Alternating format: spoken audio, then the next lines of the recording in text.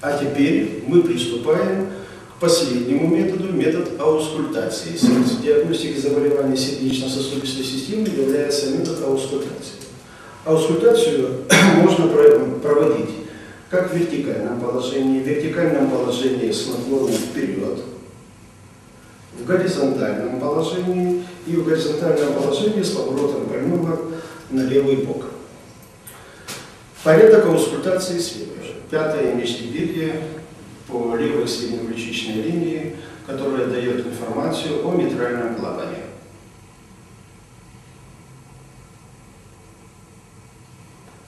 Вторая точка. Второе межреберье справа. Второе межреберье, особенно у тучных людей, легко определить, найдя угол амплюс Людовицы, угол Людовицы, место сочленения тела и рукоятки грудины. Вторая точка дает информацию об угловом клапане аорте. Третья точка, второе межреберье слева, дает информацию о клапане легочной артерии.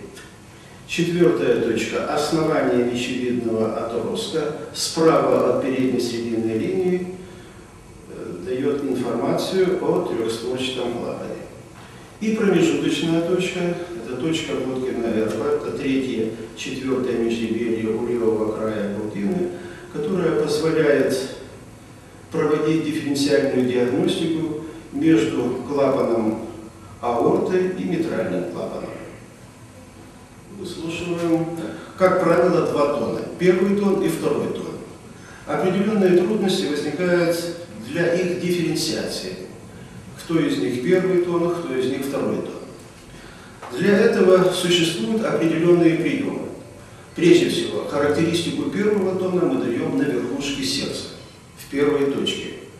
Здесь, в этой точке, первый тон громче в 1,5-2 раза, чем второй тон. Он продолжительный, он низкочастотный, он возникает после длинной паузы. Характеристику второму тону мы даем на основании сердца, во втором межреберье справа и во втором межреберье слева. Этот тон возникает после короткой систолической паузы, он высокочастотный, он короче на 3,05 секунды, чем первый тон, и громче первого тона, так же, как и на верхушке первый тон, в 1,5-2 раза.